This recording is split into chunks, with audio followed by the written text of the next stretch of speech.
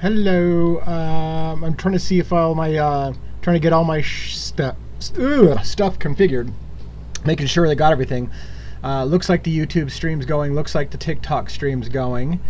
Looks like everything is normal. I could use a sound check to let me know that you can hear me if you're on either of the platforms. I need to get confirmation from both YouTube and TikTok that we got good sound tonight, because sometimes it doesn't work the way I anticipate.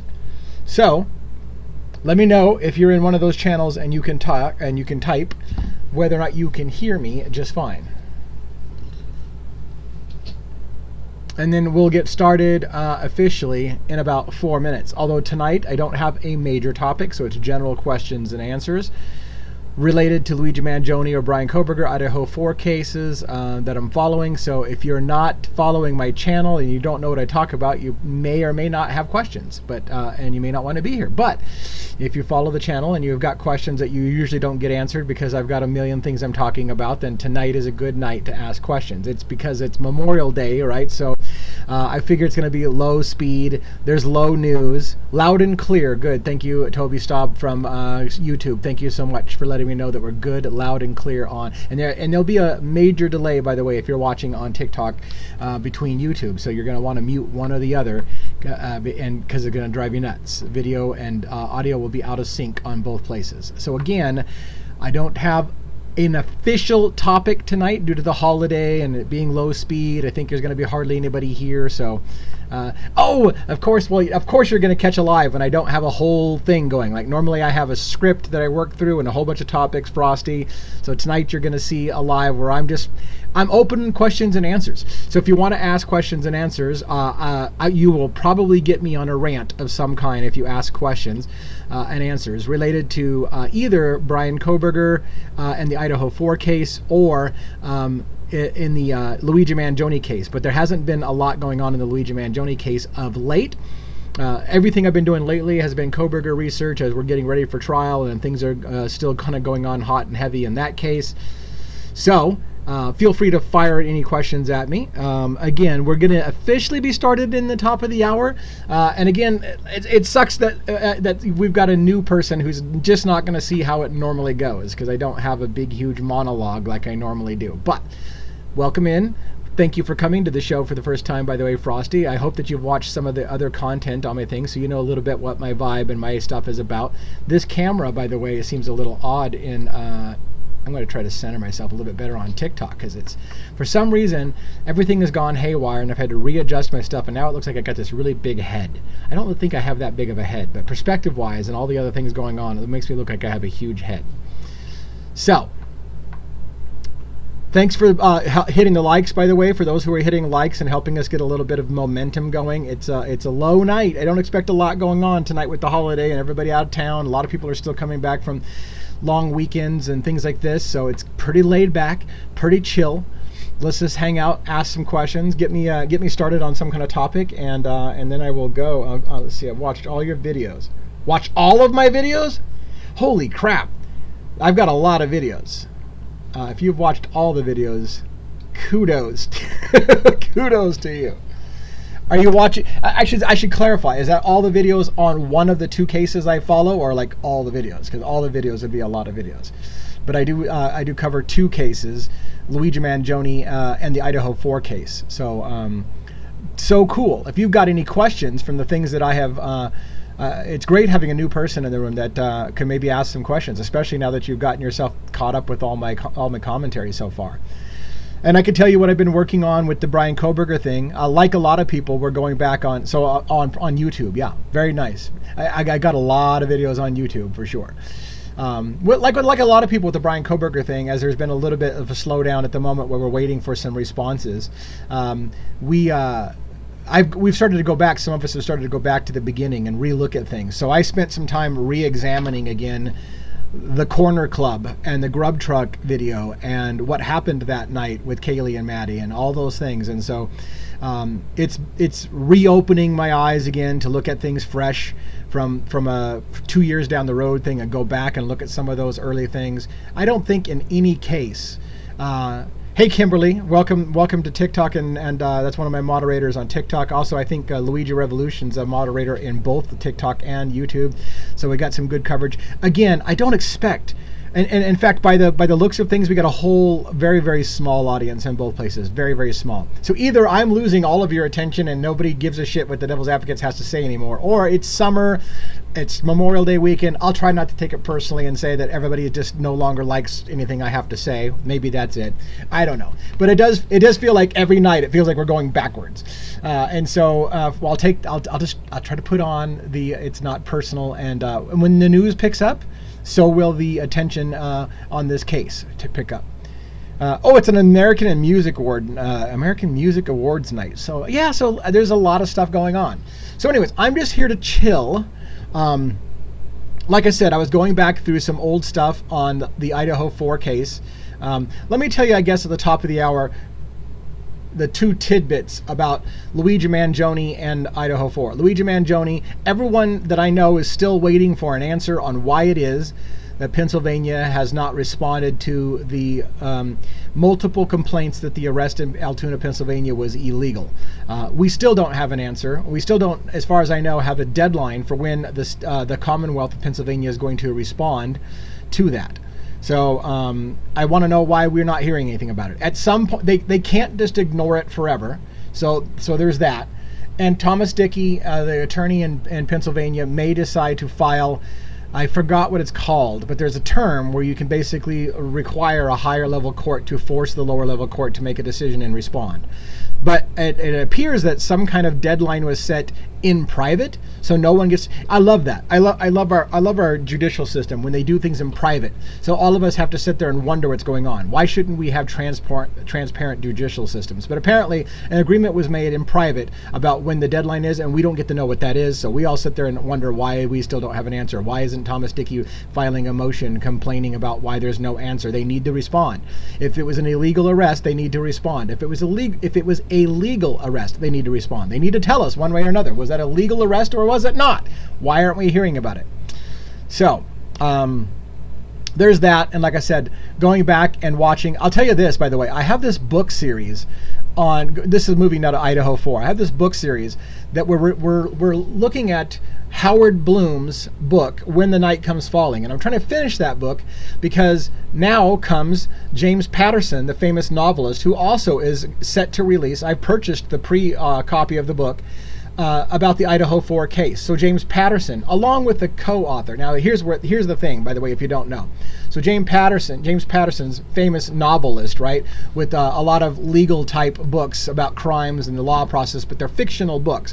But he also tends to, now that his career is kind of on the downward slide, and James Patterson may be getting out of writing books as often or whatever, now he's helping up and coming authors, right? And so there's this woman, I think Vicky something, who's co-writing the book with James Patterson. With what that really means is probably this person is the primary person who wrote the book on the Idaho 4, and James Patterson is lending his voice or his name to get them started, and probably some mentorship, like, hey, I would do this to make it more effective, I would do this to tell a story better, I would do this to get the audience's attention, whatever the case may be. But it's probably mostly a name lend is what it is.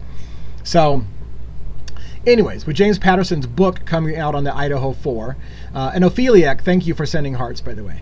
With James Patterson's book coming out, I'm wanting to step up the game on the Idaho 4 book by Howard Bloom. And it's funny because so far in the Howard Bloom book, all it has been is a 100% hit piece to Luigi, 100% hit piece to Bryan Kohberger. And then came chapter 12. And I lost my shit on chapter 12 because even Howard Bloom is admitting what I have said for quite a while, which is that I believe he hinted, sorry, he didn't say, he hinted, or no, better yet, Howard Bloom lays down the argument that I've been saying for a long time, which is that whatever happened at the Corner Club that night is probably a large part of what happened in that house that night. And while Howard Bloom still believes that, Kohberger is the guy and kind of blows off what happened in the Corner Club, the stuff that he did put in the Corner Club chapter on chapter 12 was like, this is exactly what I told you. You would be a moron not to consider what happened at the Corner Club. So, yeah. So I don't see a lot of questions. Again, we're just chilling. I feel like I said, I feel some sort of bad vibes about having Frosty in here for the first time, and it's not a normal live. I normally have a very scripted show. I have very specific points to hit, and then if I have time, I open up for questions and answers at the end. Tonight's all questions and answers. So fire a question at me. Fire a question at me. Here's a question from YouTube. Do you think there is an establishment paying some YouTube channels to follow a narrative? It's so odd how some say the dumbest things to confirm guilt. You know, Frosty, I would put nothing past some people, but I honestly feel, and this is a horrible thing to say, because I love people. I really, generally I love people. But unfortunately, the world is full of dumb people. And so I feel like there's a lot of people who just believe whatever mainstream media tells you, and they don't think too deeply. And I feel like those kind of people shouldn't be doing true crime and shouldn't be having a YouTube channel about stuff, but unfortunately they're allowed to, right? So there's just people who just don't think real deeply. And then they come on and they want to tell you their opinion. Well, yeah, he's guilty. They've been telling us he's guilty from day one. Yes, he's guilty. He's been arrested. Duh. If he's been arrested, they wouldn't arrest somebody unless they did it. You know, it's just, that's as far as their brain wants to go and as far as they want to think. So I feel like, I don't know that that's paid narrative. I think there's just a lot of really lazy people who don't think too deeply. And if you do try to think too deeply and try to put on some critical thinking skills and say, hey, how does this make sense? They're like, you need to get a life, you know, because it's a lot simpler than that. And I got a football game to watch, so let's just all agree. I don't know why I'm making that voice. So anyways, that's my answer. I don't know that there's a paid narrative going on in the public. But I just think there's, unfortunately, a lot of people who just don't like to think too much. Any other questions? Let's see. Will there be cameras in the courtroom on June 26th?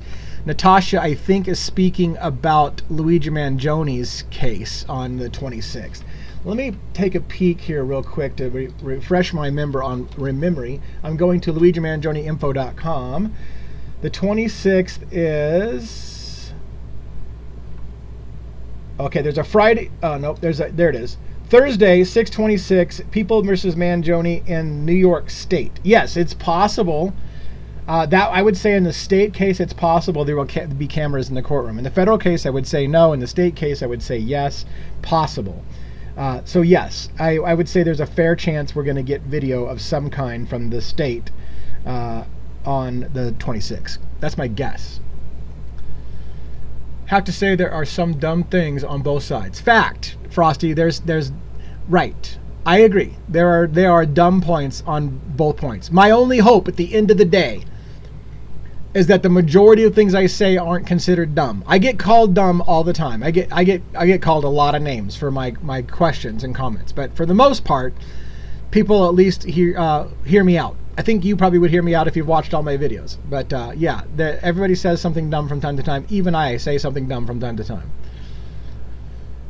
And Natasha Johnson, be there and we can wait outside starting at 3 a.m. and maybe can get in.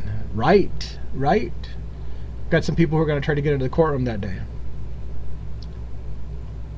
I don't know how I feel about that, by the way, in the whole, like, you know, in the Bryan Kohberger case, I live pretty close to that, so I could, in theory, go and stand out in line at 5 in the morning to try to, or 3 in the morning to try to get into the courtroom in the limited number of seats that are there, and I just don't know, because it sounds like they're going to possibly stream that on the internet. If they're going to stream that on the internet, I'm staying home in my underwear and doing coverage from here. But if it's something that I would have to be there in person for, it's going to be tricky for me. But I might do it.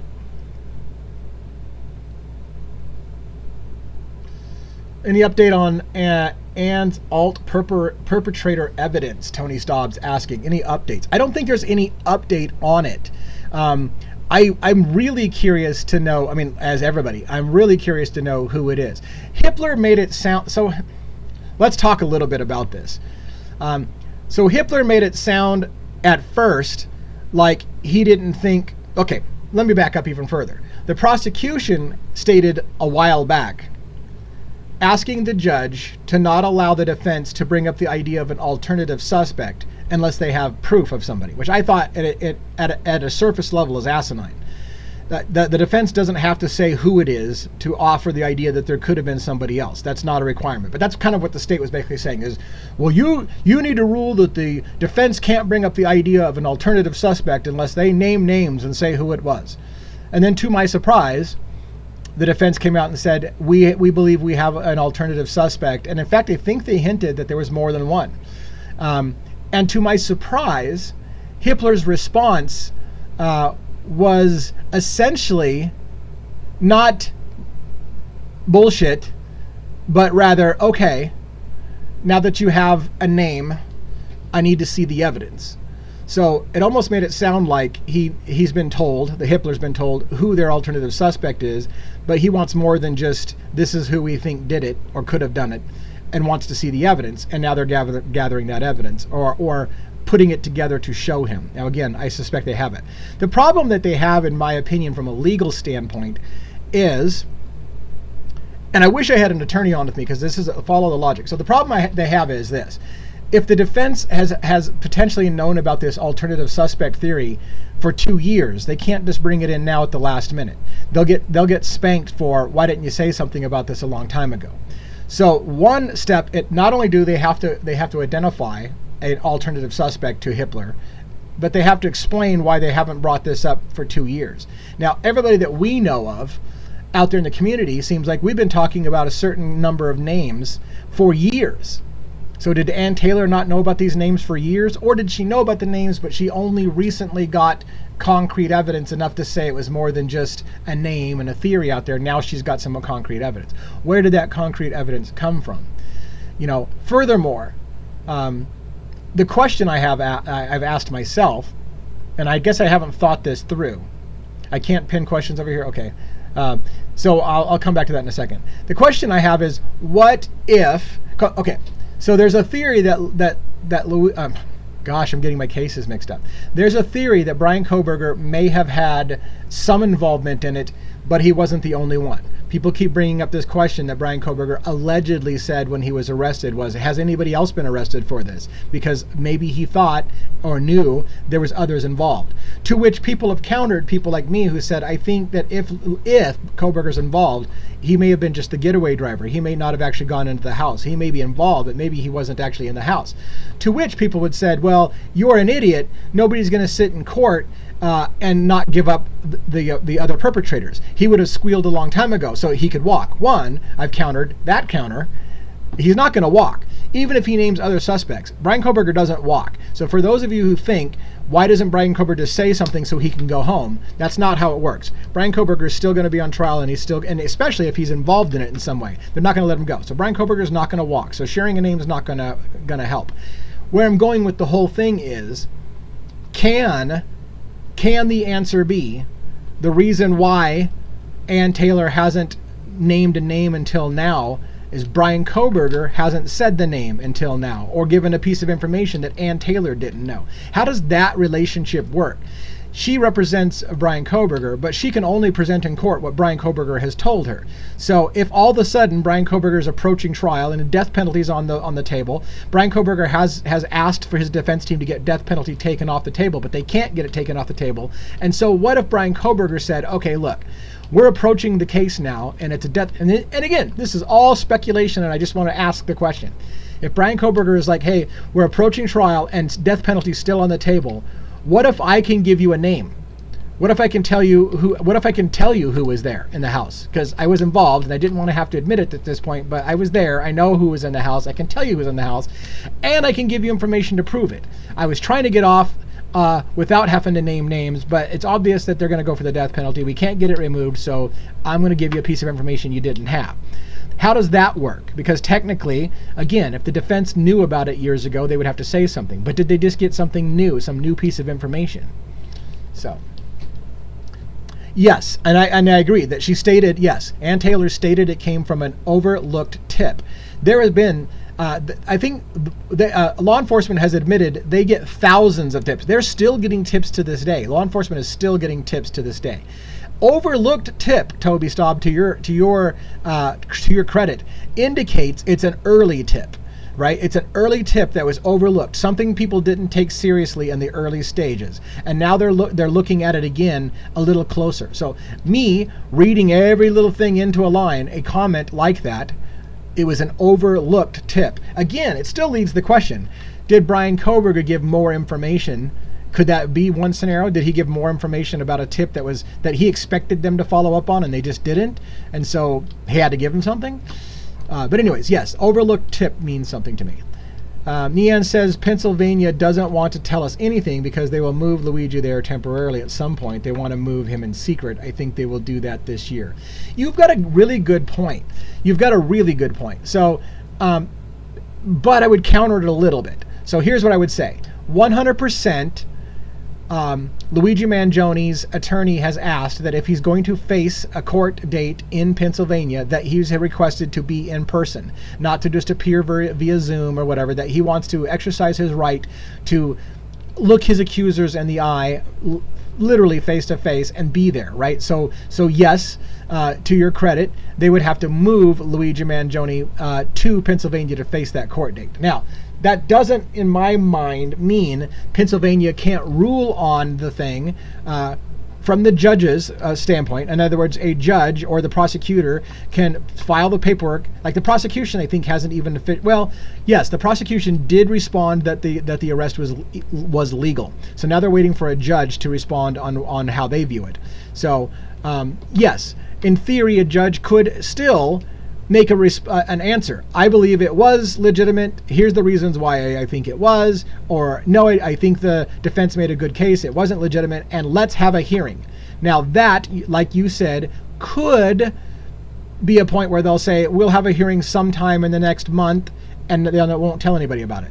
But I don't know that there's any reason for the real secrecy on why the judge hasn't announced what they've decided in the case. That's still baffling me a little bit. All right, looking for more comments. There's a possibility of cameras, yes, but last state hearing judge didn't allow cameras. Right, so it's in a state case for Luigi, so therefore the judge could allow cameras, but it doesn't guarantee it. In the federal court, you almost certainly will not see cameras, but this is a state one, so you could potentially. If you have any questions, it's Q&A night. Right, thank you, Luigi, for helping people understand that this is Q&A night, just kind of shooting the shit, letting people ask questions on either case. We're going back and forth, which kind of sucks for Nian, who may be late-nighting it again. And this is, again, I'll let you know right now, if you're going to miss a show, tonight's the night, because this is just there's no big news on Luigi. There's no real big news on Kohberger. And so we're just kind of taking general questions because it's a holiday weekend and it's a long weekend. A lot of people are still traveling back from the holiday. We've got a lot of people in my local area, tourists that are here that are just now leaving town. So there's a stream of cars leaving. So they wouldn't be on my live if they're in a car driving back home. Any other questions from YouTube or TikTok?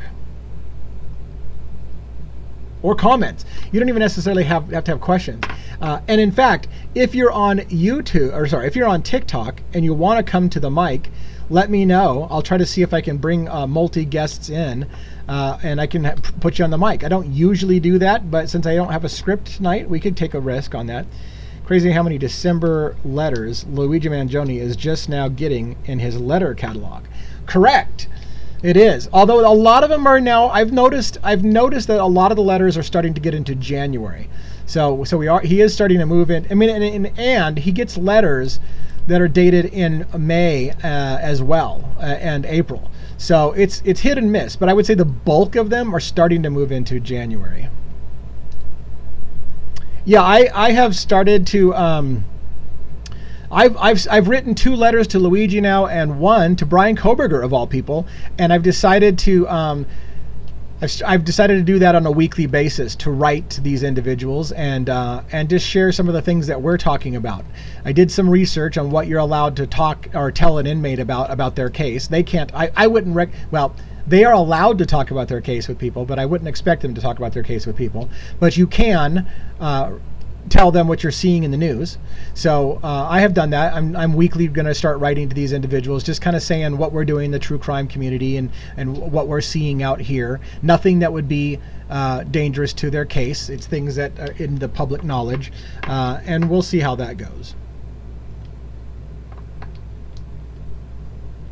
And I have started to share those personal letters, but with a smaller community. I have a subscriber area and YouTube, and I read my letters that I write to Luigi and Bryan. I read them on video when I send them out. But I'm making that only like a member-only area because I don't want it to go to a big community. Because some people tell me, well, if you get a letter from Luigi and you mention that you got a letter back, you're just clout chasing, you're doing it to brag, blah, blah, blah. And so I really fought the whole battle. Like, I myself am an open book, so I don't mind letting you know what I'm saying to these individuals. So I'm okay with that.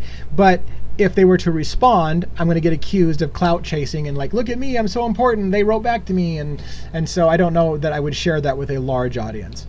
But like I said, I'm an open book, so what I said to them is pretty open book. But okay, question: when do you think Luigi is going temporarily to PA?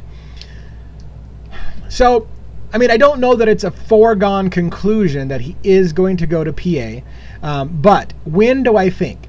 So if I were to put a guess on things, I would say this. I think it's been well over a month. I don't think we can go another month without there being a response. So now we're in what? We're at the end of May. So end of June, I would guess that they're going to have to make a decision, and they're probably going to have to set a court date for late June, early July. That's my guess.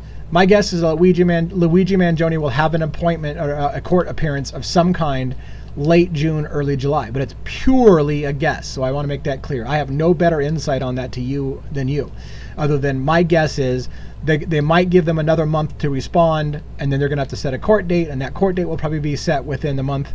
So maximum a couple months out, maybe, is what I'm guessing.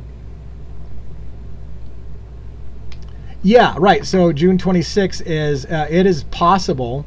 It is possible. Now, the appointment on June 26th in the state case, are we clear what it is? I don't think I think this is just one of those generic court dates that are any issues that are to be brought up. That's what I think. Now, if you guys can correct me, do you guys know exactly what the 6/26 court date is in the state case? I think it was just a generic, it's like a placeholder. If there's business to discuss, that's what we're going to discuss. I'm going to guess that the state is going to weigh in on Karen Ignifolo's request, which is let's drop the state case entirely and have just a federal case. So one of the things that Karen Ignifolo recently stated was her argument about why it was basically unfair for Luigi Mangione to face two different prosecutions in both the state and the federal case simultaneously, in which defending him in one case, I'll get to that pinned comment in just a second, so leave that pinned there if you will. So she basically argued that defend himself in one case may prejudice himself in the other case and make him more likely to be guilty, and so she's asking for one of the cases to be dropped, and specifically she has asked for the state to drop their case and let's just go with the federal case. It's the bigger case, it's the one that carries the death penalty. So let's just deal with the federal case. And if the federal case wins or loses, there's no reason to go through with the state case. Whatever happens in the federal case will be enough. The state doesn't need to tack on another thing.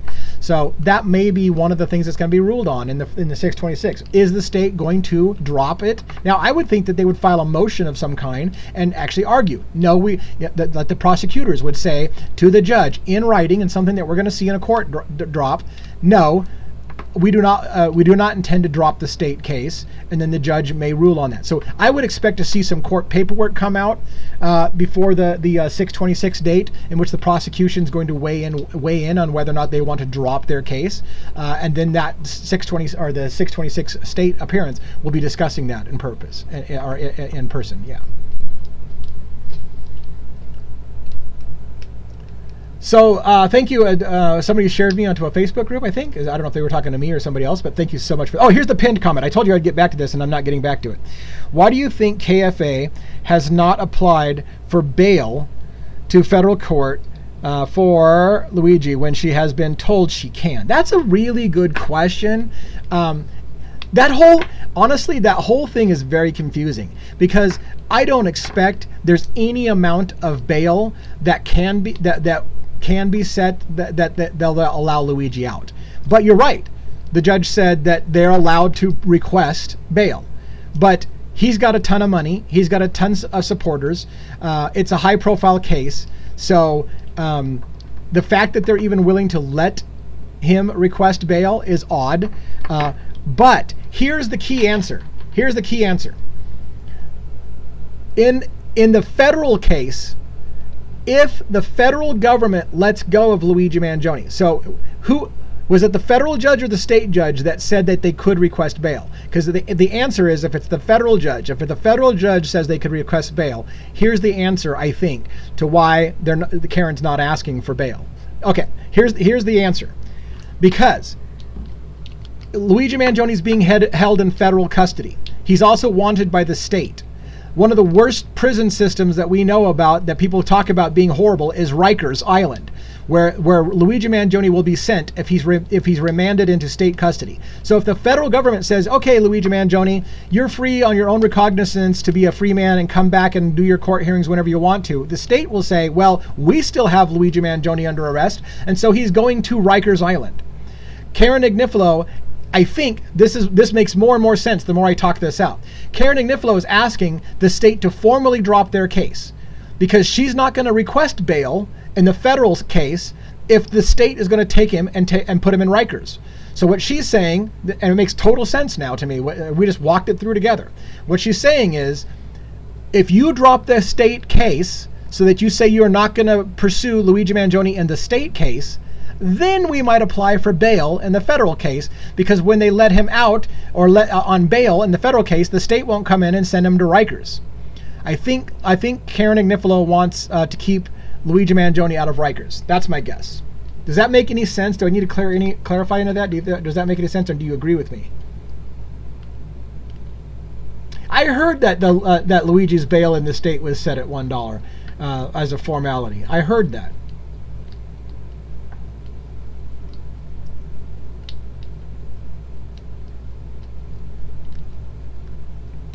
All right, do I have any more comments?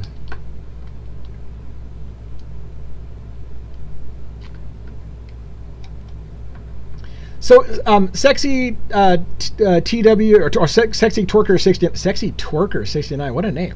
All right, so keep in mind, Luigi Mangione is wanted currently in 3 jurisdictions: the state of New York, the federal government in New York, U.S. State versus Luigi Mangione, and Pennsylvania. So if he gets let go in one, he's got other people lining him up that would want him in their place. So he would have to make sure, or his lawyer would have to make sure, that he's free to go in all 3 cases simultaneously, so that he doesn't just get moved to another prison system.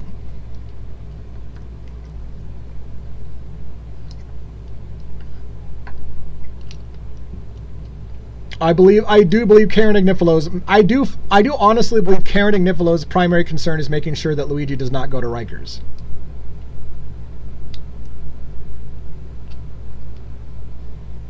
Any other comments or questions? Those are good, great questions.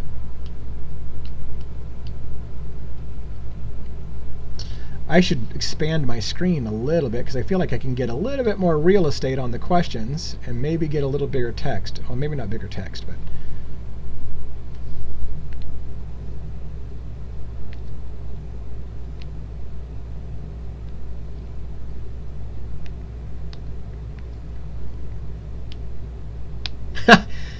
Sex Twerker 69 is Luigi's name in a chess player account? Wow.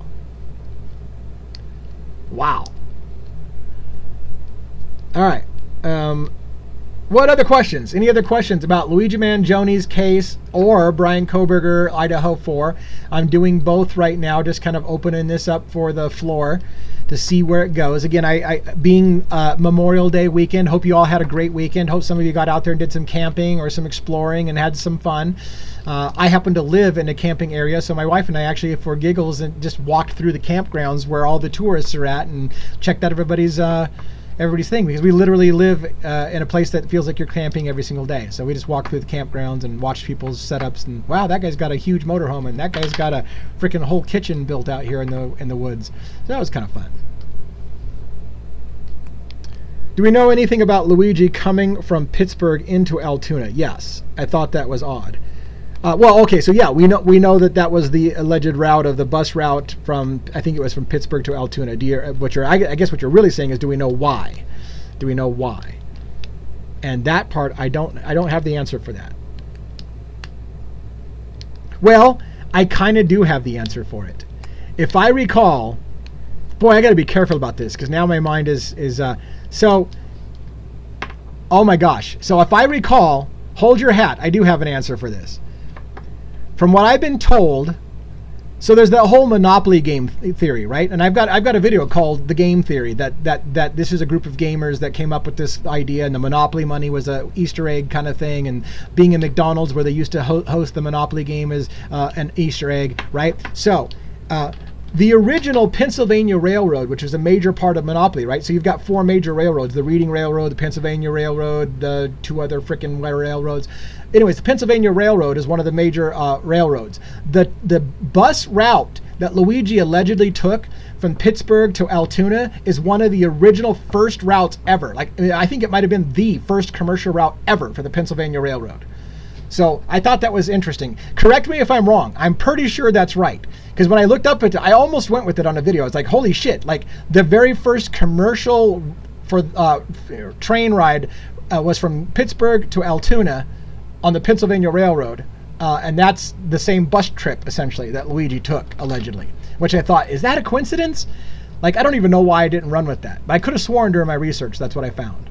Thank you, Cloud, by the way, for dropping in and saying hi and giving gifts and all the things that you do. Super user. Fantastic.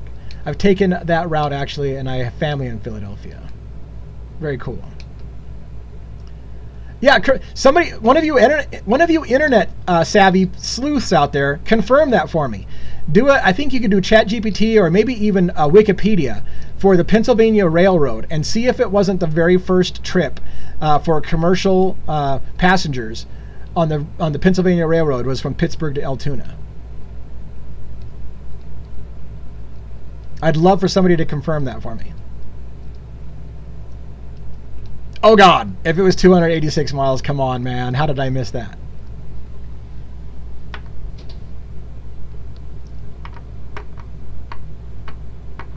So yeah, those are some crazy, right? Those are some crazy ideas. Is that kind of stuff just weird ass coincidence? Does the universe just work that way and it's just weird ass coincidences? Or are those messages, Easter eggs, signals? And I can't tell you the number of people that tell me that I'm a nutbag for coming up with seeing these Easter eggs. They're like, you are seeing shit that's not there. And I'm like, is it that? Or is this a really smart individual who laid down some Easter eggs?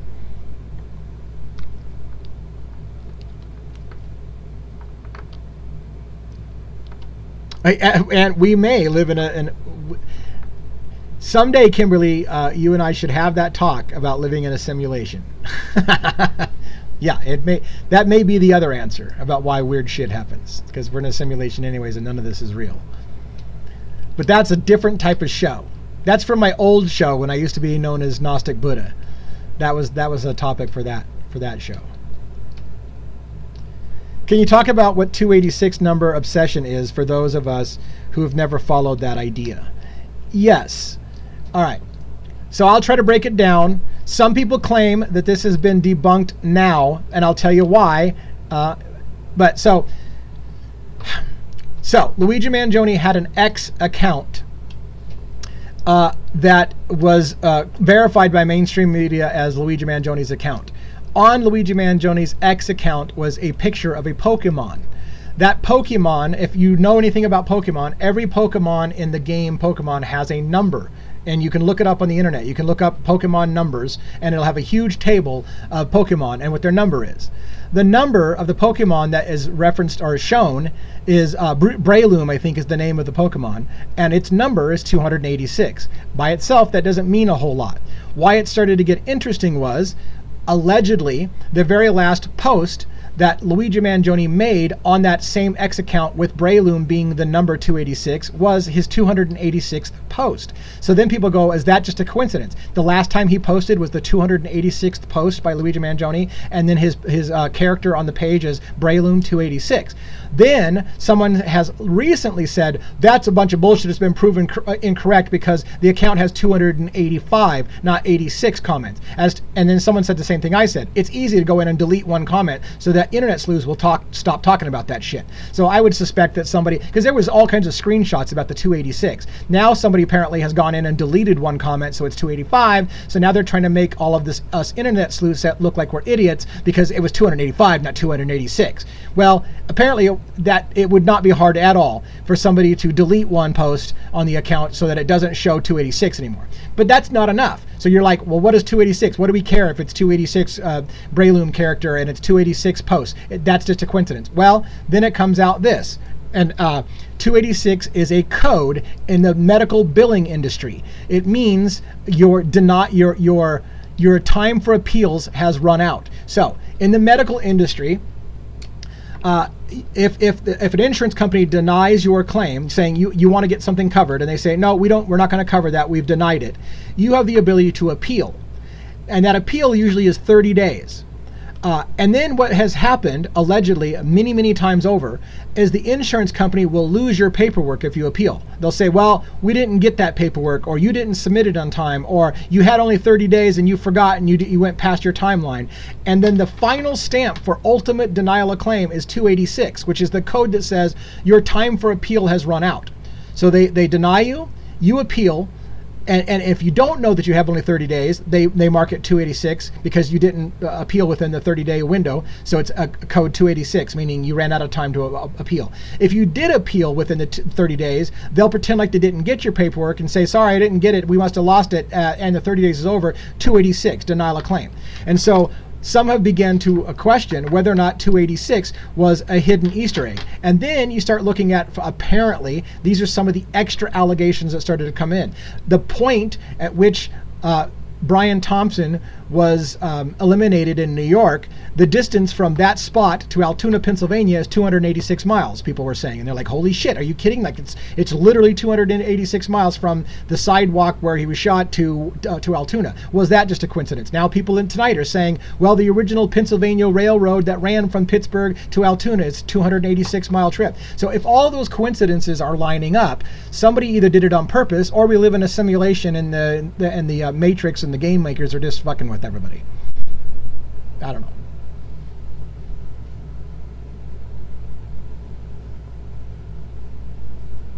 So great questions. I hope that answered your question.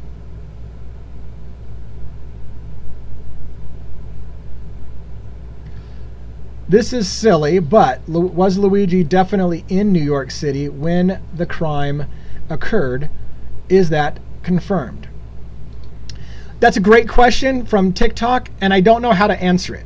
I believe the short answer is yes. I believe the short answer is the federal government is going to maintain that they have tracked Luigi's whereabouts, and they actually have him in New York City at the time of the murders. The more complicated answer is they say that that's Luigi Mangione at the hostel that they've got on camera, and a lot of people say that doesn't look like Luigi Mangione to me. We're not even sure that is Luigi Mangione. So I would say the short answer is absolutely the federal government believes that they can track Luigi Mangione arriving in New York. And they know in fact, it's infamously been published all over the place. They know what bus he came in on. They know what bus station he came into. They know what hotel he checked into. They know that he took a cab down to the hotel and scoped it out ahead of time when he first got into town. Allegedly went down to the hotel where it was taking place, and this is all in their paperwork of the official arrest. This is what they claim they know. They know Luigi arrived on a certain day. They know what bus he came in on. They know where he went. They know he took a cab. They know he checked into a hotel. They got photos and videos of it. They believe that they've got him tracked the whole way. So the short answer, yes, they have quote unquote confirmed Luigi Mangione was in New York at that time. I agree. Jake Gyllenhaal, I think, is who we're looking for. I think Jake Gyllenhaal is probably the shooter, man. If I were looking for somebody, I would look at if you put Jake in the courtroom and said, "Is this the man you saw at the hostel?" I bet you they say yes. That's him.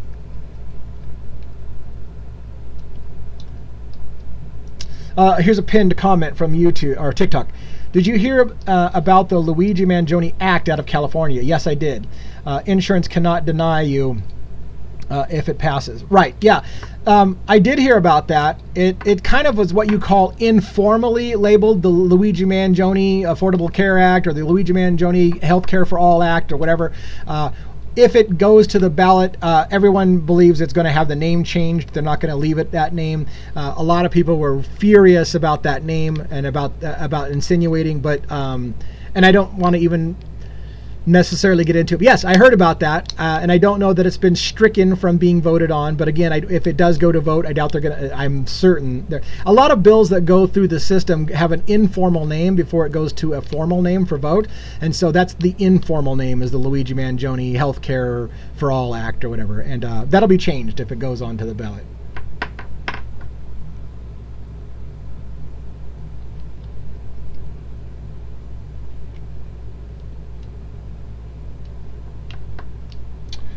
All right, I'm still looking for questions. Still looking for some questions. Either Luigi Mangione or Bryan Kohberger's case. We got at least 15 more minutes of questions we can take, because I tend to do about an hour, especially when I don't have something on my mind. Like I don't necessarily have something on my mind. I do. I have the Corner Club thing on my mind big time. I have some of the Fight Club allegations in the Idaho 4 on my mind, sort of. I've got a lot of that stuff on there. But it sounds like tonight is a lot of Luigi Mangione questions, which is perfectly fine. There just hasn't been a lot to talk about lately. Kimberly's cleaning up some of our comments in the chat. Thank you very much for keeping it civil in the chat. Talk about the Fight Club stuff. So here's the okay. So bear with me. This is going to be a little bit of Fight Club stuff for the Idaho 4.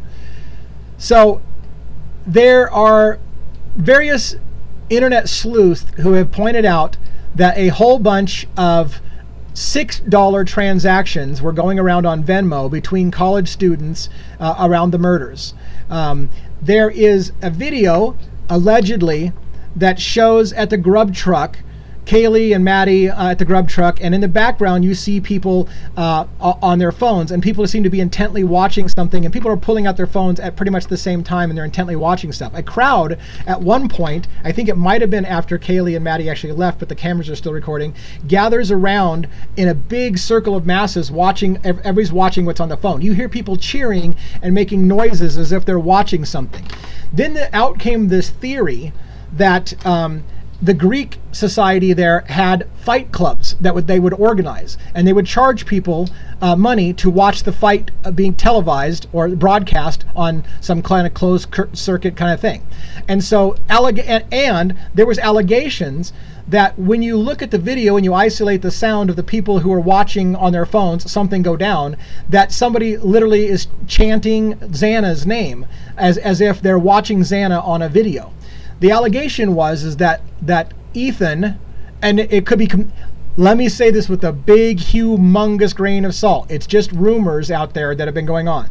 The rumor is that Ethan Chapin was involved in a Fight Club type incident that people were paying to watch. Ethan was getting his ass kicked. Xana jumped in to perhaps protect her boyfriend who was losing or whatever. Then people started cheering Xana for getting involved. That turned into going beyond just a fight and turned into people getting murdered about it. It had a weird moment that I heard, and this is all stuff I just heard today, so please keep in mind, I'm not saying any of this is true. That again, there was all these $6 charges supposedly watching something. People were paying on Venmo $6 charges. One of those individuals was apparently a good friend of Ethan Chapin. who died that weekend, and supposedly that friend of Ethan Chapin, having his friend just had died that weekend, posted after the death of Ethan Chapin something on social media saying best weekend ever, which is creepy. And then supposedly that same person spoke at the eulogy for Ethan Chapin and donated $6 as a donation to the memorial fund, which would be interesting if people were paying for a Fight Club thing to watch the Fight Club that night. I don't know that I can go with the Fight Club thing, but there's a lot of people who talk about the Fight Club. So the reason why I said I've been looking into the Fight Club is because I've spent today trying to dig into the Fight Club idea, whether that really had merits, whether that's just a bunch of people seeing what they want to see. And here's a further, I don't want to confuse this shit out of everybody, but here's a further thing. Many people believe the murders did not happen in the 13 to 16 minute window that the prosecution says it is. Many people believe the murders started earlier in the night, started sometime around 3 a.m. And if that's the case, this is what's interesting about that. Allegedly, we know now from court records that Kaylee Gonzalez and Maddie Mogen were texting and trying to call Jack DeCour frantically at around 2:45, 2:55, somewhere close to 3 o'clock in the morning. They were frantically calling and texting Jack DeCour, who was not answering. Now, there's a whole bunch of shit that happened at the Corner Club related to Jack DeCour, so that's a whole different ball of wax. But in the Fight Club theory that I'm hearing today, here's what happened. Somebody came into the house to take out Ethan and Xana, maybe Fight Club style. Maddie and Kaylee, who are upstairs, hear the commotion and the fight and the chaos going on downstairs at around 3 o'clock in the morning and start desperately trying to text Jack DeCour to come over and help because shit's hitting the fan in the house. And that explains their things. It also would explain, allegedly, Steve Gonzalez's early statement to the press before he started shutting up about it. They didn't need to go upstairs. They didn't need to go upstairs. Steve Gonzalez said that multiple times, and people didn't know what he meant. They didn't need to go upstairs, meaning, perhaps, the killers came in for Xana and or Ethan and didn't need to go upstairs. But they went upstairs anyways and then killed his daughter and Maddie Mogen. So the question becomes, does that lend credence to this idea that chaos was happening on the second floor, which is the middle floor, and that Kaylee and Maddie heard it and were kind of trying to get a hold of Jack DeCour because they were afraid and didn't know exactly what was going on, but they heard chaos, and then that person from the middle floor went upstairs and finished them as well. But that's contrary to a lot of other theories, which indicates that Maddie was the primary target. And the killer started on the first floor. Like Dateline NBC just recently said, the killer came in for Maddie and started on the first floor, on the third floor. Now that's Dateline's thing. So everybody's got a million theories about what happened. Nobody knows what happened, but I've been looking into the Fight Club theory and whether or not that makes sense of anything that's out there in the media. Do I think that jury will be nullified? Will it be a nullified jury? Well, okay. Do you think he will be jury nulled? Black Cat Info on YouTube. I think it's possible for sure. I had an attorney on with me, and I asked her. I said a lot of people talk about jury nullification. Is this pie in the sky fantasy that's never likely to happen, or could that actually happen? And her response was, yeah, it absolutely could happen. She also didn't think it's likely to be this scenario. It's likely to be something else, but it very much could be a jury nullification. It was not, as she said, fantasy. It wasn't wishful thinking on people's thing. Jury nullification is a real thing, and it really could happen in this case. Do I think it's going to happen that way? Maybe. I think more likely is going to be a hung jury, multiple hung juries. That's what I think. My prediction, and don't hate me if I'm wrong, because I'm not saying I want it to be this way. My prediction for Luigi Mangione is 2 hung juries, and then maybe they give up in that federal case. They'll still probably get him in the Pennsylvania case for something or the state case, but the federal case may be a hung jury multiple times. And then the question is, how many times will they keep retrying it, hoping to get an actual verdict? Or will they give up? Jury nullification would be a much, much, much bigger statement than a hung jury.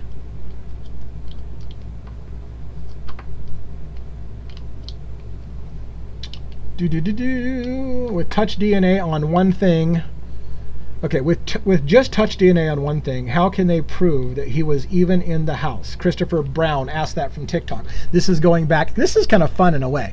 This is going back to Idaho 4. 100% agree with you. The touch DNA, the fact that there's only one piece of touch DNA, the size of a grain of sand, I keep saying that over and over again, is ridiculous to think that that's all that was in the house. Unless, wow, it's just insane to me. So I don't know that they can prove that he was in the house.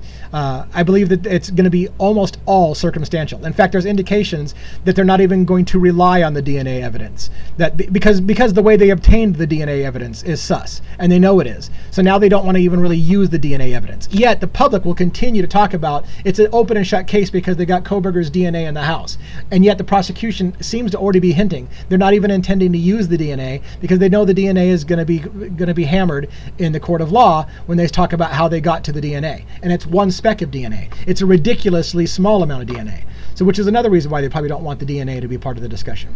All right, I got a pinned comment here. How do you get on the Devil's Advocate after hours? I had trouble. I am sorry about that trouble. The after hours show is it's a two-way to get into it. So for those who don't know, on Friday nights I've been doing an after hours show for 18 and older, adults only. And I broadcast it on YouTube on my Backstage account. So on YouTube, I have a Devil's Advocates 2024, which is my main account, and a Devil's Advocates Backstage, which is my backup account. And I broadcast it on YouTube so you can watch it, and I pipe in the sound from Discord. But you have to have Discord in order to join the channel. Now, once you join this channel successfully on Discord, you're in for good. It should stay on your list of channels, and you'll always be able to come in, so you never have to get the invite every single time. So, if you want into Discord, into my private Discord channel, so that you can get into the audio next time we do a live, please send me a private message. I will try to get you that link, and I will get you a link to the Discord. You'll have all week to get into the Discord channel. Once you get into the Discord channel, you'll have it for good, and you won't miss the next live, or the next After Dark party. All right. What else do we got? Let's see. It wouldn't let me pin. Good question for YouTube, on YouTube. Which one? Did I already answer it? I may have already answered that one, Luigi. I'm not sure. The Nean's question, how do you come up with something to write every week? How many pages do you write? Are you asking that of me, Nean? So I'm a wordy asshole. That's what it is. I'm a wordy guy. I can talk about a million things. Primarily, I was sharing with them in my letters the things that we're talking about on the outside, the book club that we've got going on, the conversations that are happening, the theories that people have, the general attitude of the public, what I feel like the temperature is for their what people think. Not asking them to comment on their own cases, because I told them, I said, I understand that you're probably not wise to comment, even if you aren't completely told not to comment, but I'm just going to share with you as the Devil's Advocates. This is what I do. I presume innocence until proven guilty. Here's what we did this week on your case. Here's what we talked about this week. So I will have things to talk about with these guys every single week, because I talk about them every single week. So if nothing else, I'll be like, hey, this is what we talked about this week. Here's some things that people are asking. Here's some thoughts that people are having, and things like that. And then I also asked both of them just to talk about, if you want to talk about some things you can talk about, if you ever did care to write back, and I'm not expecting them to write back, but if they did, I'm curious about the human element. How are you holding up in prison? And again, I don't expect them to write that to 47 million people. Luigi Mangione has thousands of people writing to him. He's not going to want to say the same things over and over again. But I just said, hey, I even apologized to both individuals. I'm sorry that this must feel like to you that your life's on the line and everyone in America is watching it as some kind of form of entertainment. That's got to be horrendous. That your life's on the line and we're all getting it like it's some kind of soap opera playing out in real time. And it's got to be very strange to be in that position. So I just relate to them as human beings as much as possible, and I try to tell them what we're doing on Devil's Advocates and what people are generally feeling, and then say, hey, if you want to drop a note back to tell me how you're holding up, how your mental thing is, are days excruciating in prison, or do you have good days and bad days? Do you get to see friends? Do you get to see family? Do you feel lonely? Do you not feel lonely? Just human nature questions, and then the rest of it is, here's what we talked about this week. I did tell him. Yes, I did tell him that I run the Devil's Advocates 2024 YouTube channel. So if by some weird ass chance he has the ability to see the channel, which he doesn't get internet, so I don't think he could. Yeah, I did. I think I did tell him that what I run.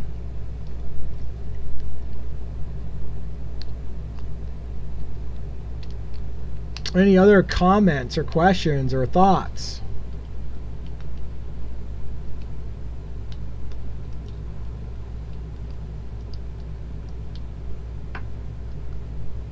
I see a future interview with Luigi when he's freed. Man, you know.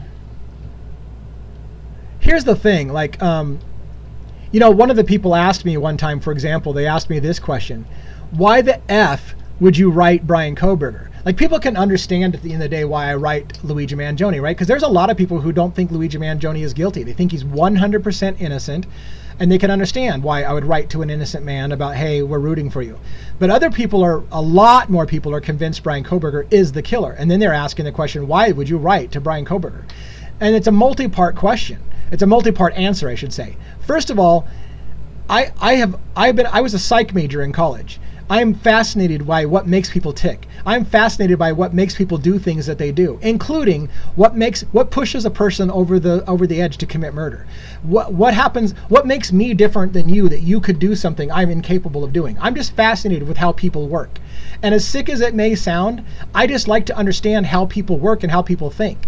And so people like Catherine Ramsland, who wrote the book on BTK, she literally she spent ungodly amounts of hours writing back and forth BTK, and people asked her the same question: why the F would you give that man 2 seconds of your thought? Why do you want to get to know this guy? Why are you being friendly to him and showing sympathy about how he became what he did? Why would you do that? Because some people, like myself, want to understand humans, especially if we're living in a simulation and this all shit's not real anyways. I just want to understand people.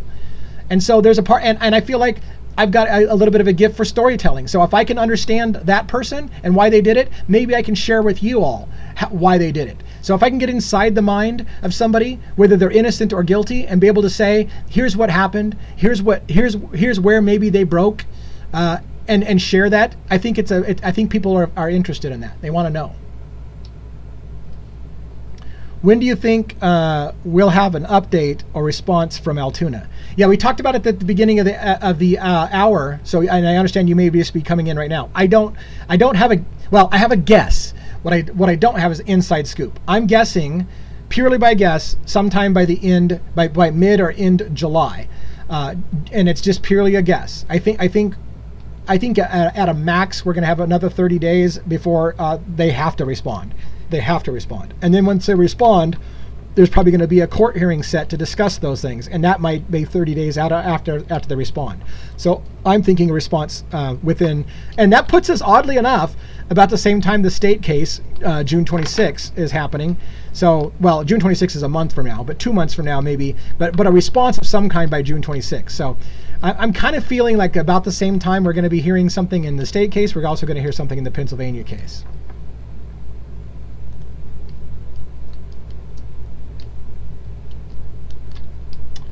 Other questions, comments, thoughts? Another pinned comment over here. Do you have any idea? Oh, that was the, yeah. Do you have any idea of the temperament of the PA case against Luigi? We know the New York judges are. The temperament of the PA case. I'm not sure what you mean, but I'll take a stab at guessing it. I think what you mean is, do I have any feelings about which way is it going to go? Ultimately, what's at stake in Pennsylvania, right, is Thomas Dickey has said that's an illegal arrest. Karen Agnifilo, by the way, it's not even her case in Pennsylvania, but Karen Agnifilo also said the arrest in Pennsylvania was illegal, and they both cited extremely good reasons why it was illegal. The prosecution responded in formal, saying it was totally a legal arrest, and gave their reasons why. And now a judge has to review both arguments and decide what their ruling is. And there are multiple, I want to say there was, shit, I don't remember. Was there 100 points in one of the documents? 100 points? And so the judge is going to have to rule on each one of those points. On point 1, I agree, sustained. You know, on point 2, I disagree, you know, overruled, whatever. And kind of rule on how they're going to go. And ultimately, we don't have any clue, in my opinion, about whether the judge is going to uphold it. Now, I'm a cynic. because I'm a cynic, I would say the judge is not going to allow that case to be tossed out, even if it was illegal.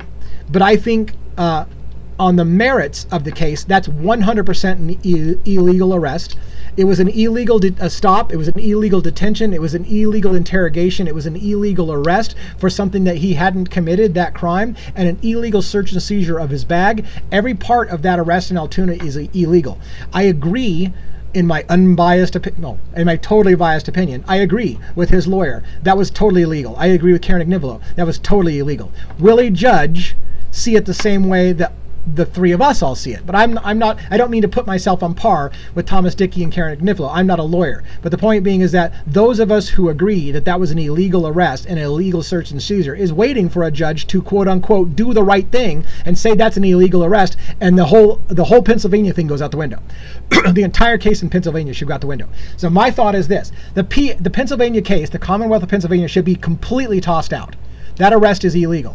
Then you ask the question, well, what happens then? Does Luigi walk in New York City? No, he doesn't. Because, again, New York is going to have an argument that they have him all kinds of other ways. They don't need the arrest in Pennsylvania to stand up to try Luigi Mangione. They believe they've got his movements being tracked. They know when he came into New York. They know when he checked into a hotel. They've got him stalking, they say, Bryan Thompson. That all happens without needing the gun or the manifesto or any of that stuff. So they will continue to hold him whether the Pennsylvania case gets tossed out or not. So, unfortunately, because I know a lot of people don't like to hear it, I disagree that if the Pennsylvania case gets tossed out, Luigi walks. He is not going to walk, unfortunately. That's my opinion. He's not going to walk. But it is possible that the entire Pennsylvania case goes away. To me, that's possible. If the judge says what we all think, which is that is a 100% illegal arrest, detention, and illegal search and seizure. Everything in that arrest is tossed out, and Luigi doesn't face any charges in Pennsylvania. Then he's left with only two cases: the state of New York and the U.S. government in New York. And Karen Agnivolo is trying to move to get one of those cases dismissed, so that it ultimately will come down to one case. And to be honest with you, if Karen can pull off, if Karen and Thomas Dickey can pull off all of that magic, get the PA case completely tossed, and the state case dropped so that we're focusing on one case, then the chances that Luigi walks away from this goes up significantly. Because right now they're in a position with, if they don't get him in one place, they're going to get him in the other. So if they can get these other cases dropped and or tossed out, and we're down to one case, then Karen can focus on one case, which is exactly what she's trying to do. Let me fight one case, not three cases. And then there's a good chance, or there's a lot better chance.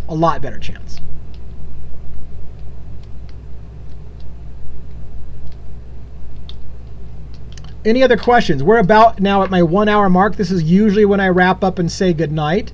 Does anybody have any burning questions that they've been meaning to ask that they didn't ask? Let's wait for, I'm going to look at both YouTube and TikTok now to see if there's any other questions.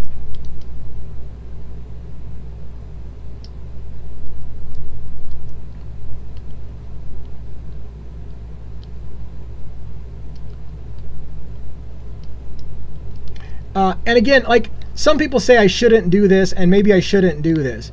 But for those of you who are curious about the letters that I'm writing on a weekly basis, if you want to know what I would say to Luigi Mangione and Bryan Kohberger, I do read my letters now, and I post them in a member-only area on YouTube. It's really, really cheap, and you get a ton of extra videos if you're curious. If you're not curious, that's fine. I talked about it generically tonight, but if you want to see the actual words, or hear the actual words that I said, along with my commentary on why I said the things I did, that is available, and I'm going to read them every week. Every Sunday, I'm going to sit down and I'm going to write a letter to Luigi and Bryan Kohberger, and every Sunday, I'm going to record a video of me explaining what I wrote to them and word for word, and why I wrote it. And I've asked for their permission, if they do ever write back, to either share that with our community or to mark the word private at the top of the page if the entire response is private, or put private in front of a paragraph if there's only a paragraph that they want to be private. So I've given them options like, hey, if you write back to me, assume that if I find there's something interesting that my true crime community would like to hear from you that would be an interest sake, like how you're doing in prison, I'm going to assume it's okay to share that with my true crime community. But if it's a private conversation that's just between you and me, and you do want to write back, just put the word private. Either put the word private at the top of the page to let me know that the entire thing is private, or put the word private in front of a paragraph if you don't want to have a specific point shared with people, and I won't. So that was how I dealt with it, because a lot of people were like, well, I don't think if he writes to you, he wants people to know what he's writing. And I'm the opposite. I'm like, I don't think he cares whether people know what he's writing to people out there. And if he did, he would probably say, I want this private. But we'll see. The employee at McDonald's name was Nancy Parker. Parker Brothers created the Monopoly game. Yes, I saw that, Mifo. I didn't run with it right away, but yes, I saw that, and it's pretty interesting. Again, how many weird ass coincidences are there in this stuff? And is there something to it? Is there something to that, or is it just weird ass shit? And now we're jumping to another question from Idaho 4. Back and forth, back and forth. Yes, I know, Neon, that Luigi may not read the letters in letter. There's no guarantee he's going to see those letters in order at all. I will, yes, but for somebody asked me, will I at least tell you if Luigi responded? Absolutely. I will 100% tell you if he responded. But keep in mind, for those who kind of want to live vicariously through maybe something that he wrote, is that, one, I'm only going to share if he writes back and he says it's okay to, or whatever. And also, the likelihood that he's going to get these letters anytime soon. I mean, he literally is still getting a shit ton of mail from January. Interestingly enough, that makes Bryan Kohberger's case a little bit more interesting to write to, in the sense that I bet you Bryan Kohberger is getting dick for fan mail. I don't think he's getting swamped with mail. But also, Bryan Kohberger appears to be a loner, if you can believe everything they say in the media, so he probably doesn't care about communicating with people on the outside. Luigi seems to be a social person, if we can believe what they tell us about Luigi, which is why Luigi's keeping a letter log and telling us, hey, I want you all to know that I'm getting your letters, and I want you to feel involved and connected. That's the kind of guy Luigi is. I don't know that Bryan Kohberger is a warm, fuzzy guy who gives a rip whether anybody's... He might want to be left alone. So we'll see. Do I think the Bryan Kohberger case has a federal backup case? It's interesting, Frosty, that you mentioned that, because it should be a federal case already, because Bryan Kohberger allegedly traveled across state lines from Pullman, Washington into Moscow, Idaho. Traveling across state lines is the hallmark for a federal case. And we know the federal government is all over it, because the federal government's FBI is all over the investigation. That's why the FBI got involved. It became a federal issue with the FBI when he crossed state lines. So is the court case in Idaho, is it the federal or the state against Kohberger? But yeah, certainly the federal government's involved in that case, and it was because he crossed state lines to do it, allegedly. So far, Luigi has been getting over 2,000 letters. Yeah, and think about this, for those, think about that. Did somebody block Cloud? I saw your message, by the way. Are you talking about on TikTok? By the way, if I want to ask if one of my moderators blocked Cloud, if it was Cloud on TikTok, then we might want to consider doing the unblock. But no, I see you, Cloud. I see you. You might have had, by the way, Cloud. I didn't mean to derail that conversation. Cloud, you might have had a message suppressed by YouTube if you said something that they felt could have been offensive. They may have suppressed your comment. I'm not doing that. Neither is any of my moderators doing that. So that may have been an automatic suppression if you said something sketchy that YouTube's AI bots or filters or whatever thought was offensive, and it's not coming from us. All right, here's another question. I think I lost my train of thought on the last question I was asking. I think I was talking about letters, about how many letters Luigi gets. They claim that the victims fought back. How is there no DNA on him and from that night? Yes. So going back to Kohberger for a moment, that is fundamentally the biggest problem I have. I've said it a million times. I'm going to say it one more time. The human body sheds 30,000 to 40,000 skin cells every minute. Every minute. There would have been DNA all over the scene. Now, okay, so he's dressed head to foot in gear, including a face mask. Okay, great and dandy. Even so, that would have been covered in DNA from multiple people's bodies, and it would have been a bloodbath, and it would have been tracked out of the house. But no DNA has been reported outside of the house or in Bryan Kohberger's car, and nobody's that good at cleaning it up. That's all a major problem. On top of that, I've said this over and over again, we're all speculating about what orders the murders happened in. Cross-contamination should tell you everything. If the killer started on the third floor and killed 2 people, they would have traced DNA, they would have tracked DNA from those 2 people down to the second floor, and there would be cross-contamination that only exists in the second floor that has all 4 victims, because the blood from the top floor would have made it to the second floor, and vice versa. If it started on the second floor, the blood from those victims would have ended up in the upstairs bedroom and cross-contaminated. So we have to know, somebody has to know what order the victims were killed in definitively by cross-contamination. If there's not cross-contamination, what does that tell you? There's more than one killer. One killer went upstairs, one killer went downstairs, and they never cross-contaminated the scenes because the same killer didn't go to both locations. That would tell you something. So they also have to know whether or not there was 2 killers, because if there's no cross-contamination between the scenes, you've got 2 killers. And furthermore, if there's 2 killers and they went out the same door, there would have been cross-contamination at the point that those 2 killers crossed paths. Then the cross-contamination would have happened of all 4 victims. I hate to be brutal and whatever, but DNA is a major problem. Is a major problem in this case. So yeah. Do you plan to come to New York City for any of Luigi's court appearances? I am so hoping to do that. I plan to do that. The unfortunate thing is I'm retired and I'm living on a very tight income right now. But it's a year away from Luigi's trial, so let's see what happens. Let's see what happens. A lot of things can happen between there but yes, if I can make it out there, if somebody in New York is kind enough to let me couch surf with them so I can save a hotel room, I'll probably scrounge up the air flight. But I would need somebody to couch surf me, because I can't afford staying weeks at a hotel during a trial or whatever the case may be. But I would love to come out at least for a court appearance. That'd be awesome. I've never been to New York. I've always wanted to go to New York. There were no footprints outside where they said he exited. Right. There's a million problems with no DNA outside. There's also the million problems in the Kohberger case of why that there's a blood spot on a handrail that's unknown DNA of a male, and why there's blood spot inside a glove outside in the driveway of unknown DNA. And yet we don't know who those people are, and yet there's no blood from the victims out there, and there's no blood of Bryan Kohberger in the house, but we've got unknown blood of different people on a banister and out on a glove in the outside of the property. These are all major problems in the case. So it's going to be so interesting to see how this plays out in a court of law. What's actually going to be put on the stand? We've all been speculating for 2 years because they won't let us talk or see all the details. It's going to be really interesting to see what actually gets presented to the jury.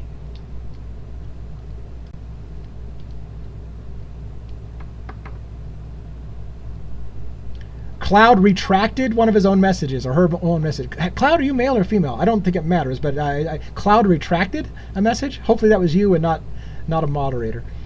All right, anything else? What do they do with the glove evidence? What did they do? What did they do with the glove evidence? As far as I know, here's the glove evidence.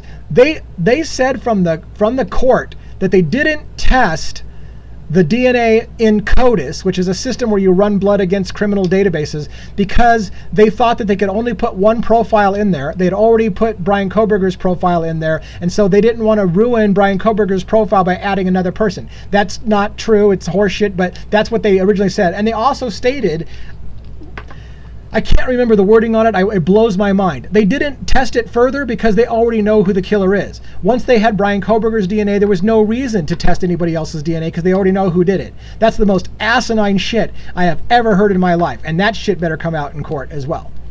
But other people have countered. Well, they obviously had to have tested the DNA, or they wouldn't even have known it was male, because they know it's unknown male DNA. They call it unknown male B and unknown male D, B and D, a boy and dog. So they know that it's male blood. So it was tested to some extent, but it didn't come up with any known hits. Now I got a list of at least 6 names that I would love that blood to be tested about. I've got names of people I want that blood tested to. Jack Showalter, I would like to have that blood tested to it. Brent Kopacka, I know that you freak out when I mention the name. I would like to have that blood tested to that. Jack DeCoeur, if they didn't test his blood to that DNA, I would like that tested. I got a list of names that I would want to make sure they ran those people, tested it compared to that DNA. But it wouldn't mean anything, because again, Jack DeCoeur, as one example, Jack DeCoeur we know is in that house. Jack DeCoeur was dating Kaylee. He would have been in that house. So even if they had Jack DeCoeur's blood in the house, they'd be like, yeah, he's been in the house a million times. That could have been left from a bloody nose 3 years ago. Well, not 3 years ago. Last year. What about the Cole guy? I don't remember Cole. There's another pinned comment here. Has anyone said what Luigi was doing in Altoona? No, I don't know that it's public knowledge about what he was doing in Altoona. You see the video of Luigi ride bike near Central Park with verified time steps at the exact time of the murder. I don't know what you mean by a sexy twerker. What you see is allegedly the shooter on an e-bike going into Central Park. Nobody can identify that that's Luigi Mangione because you can't see the shooter's face. So you see the shooter go into Central Park. What you also see is sometime later, after they lost the shooter on camera, because they lost him for quite some time. That was in one of the first documentaries ever put out about Luigi Mangione. That when he went into Central Park, they lost him for some time. They found a backpack in the park sometime after he had exited, and then they see someone. Listen carefully. They see someone leaving Central Park down on a different street on an e-bike dressed similarly and say it's the same person that entered the park. I have always maintained it would have been easy to pull off a Luigi shuffle. It would have been easy for the shooter to go in, change bikes with somebody else, or have somebody else on a bike that was dressed similarly go out the other side and draw law enforcement away so the actual shooter can walk away. So I want to be careful when we say, well, we know Luigi did it because we see him on camera shooting somebody. No, you saw somebody in a mask shooting somebody. You can't definitively say that's Luigi Mangione. So you can't say we saw Luigi shoot him. You can't say you saw Luigi drive in or ride into Central Park on a bike because that person was in a mask and no one can identify who rode into Central Park. You can't even say we saw Luigi ride out of Central Park because, again, you saw somebody in a mask ride out of Central Park. And by the way, they lost him on camera again because they didn't know where he dumped the bike. The bike goes missing. We don't know where the bike went. What you see next is somebody who looks a lot like Luigi Mangione in a taxi cab looking directly into the camera as if they want to get caught on camera and doing a smiling selfie for the camera on camera that looks a lot like Luigi Mangione. But you can't say that that same person smiling for the camera in the taxi cab is the same person who rode into Central Park or the same person who exited on a bike because we don't see their face enough to say definitively who that was, despite the fact that the prosecution and the feds will try to tell you they know for a fact that's Luigi Mangione the entire time. And they'll make their best argument to tell a jury they know that's Luigi. But juries, as one attorney I've had on recently said, juries are smart. And if there's no way to definitively say that's Luigi, then they're not going to say, oh yeah, because you told us it's Luigi, then it's Luigi.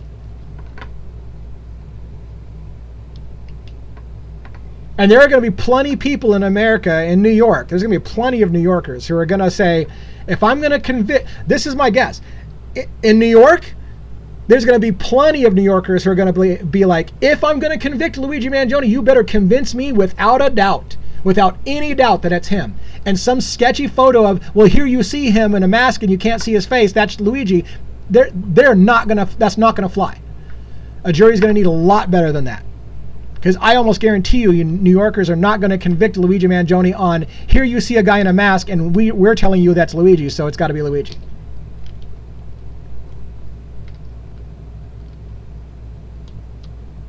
They're going to have to convince people.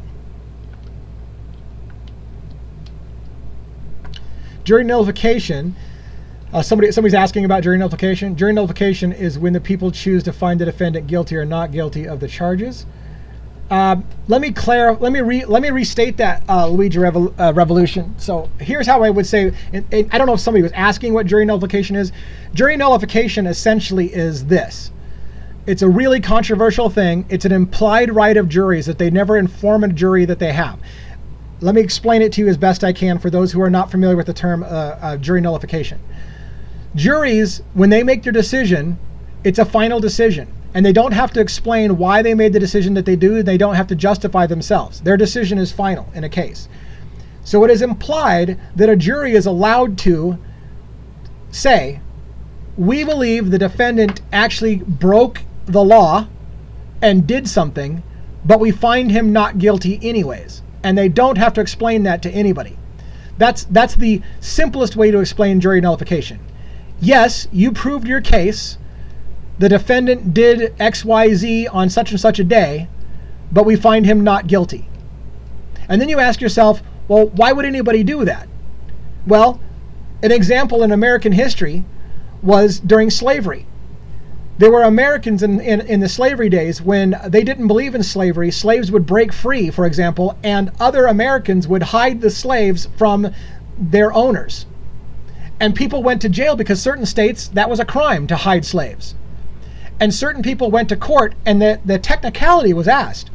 Did you or did you not, sir or madam, hide a slave from their slave owner in your house? Yes. Is that or is that not against the law in this state? Yes. And the jury said, you know what? Not guilty, because the law was unjust in the first place. And that was like some of the early jury nullifications. Yes, they broke the law, but the law is unjust, so they're not guilty.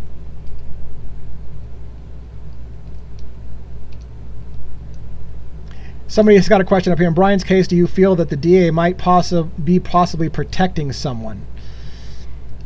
Yes, possibly. That's the simple answer to that. Possibly.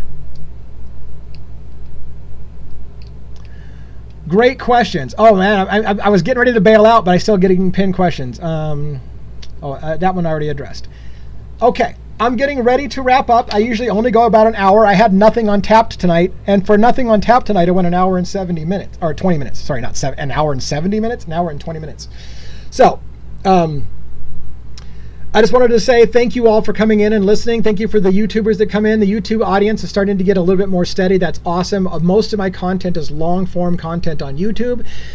When I post to TikTok, it's generally long form content that I broke up and put snippets to say, hey, if you want to see the rest of my discussion on this, go watch it on YouTube, because most of my stuff is not quick, snappy 60-second sound bites. As you may have gathered from listening to tonight, I run off at the mouth and I have a lot of thoughts and a lot of opinions and maybe a lot of education, which I share with you. But I certainly have a lot of thoughts, and I don't even need to take a breath to deliver those thoughts. So long form comment is my wheelhouse. That's on. If you go to my website, which I've got above me in TikTok here now, and you'll see it shortly on YouTube, but you don't probably need it over there so much, is devilsadvocates.info.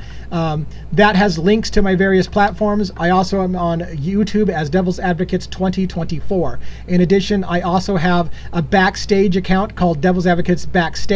That is more for me as a man, my personal things, and it's also where I have the after hours party, where we let our hair down, we drop a lot more F-bombs, we have a few drinks, we do things that we can't do on social media like TikTok. We talk about things that we would get in trouble for here. We do that in the after hours show, which is basically a Discord channel where you can talk live and ask questions and drop as many F-bombs as you want while you have a few drinks and share that, and we broadcast that over to the backstage account on YouTube. So thank you all for coming. I love the conversation and the questions tonight. You guys were very animated. I go again live tomorrow at 12 p.m. Pacific Standard Time, and also then Wednesday night at 6 p.m. Pacific Standard Time, and then Thursday at 12 p.m. Pacific Standard Time, and then Friday at 6 p.m. Pacific Standard Time, and then Friday at 7 p.m. for the After Dark Party for adults only. And that's it for now.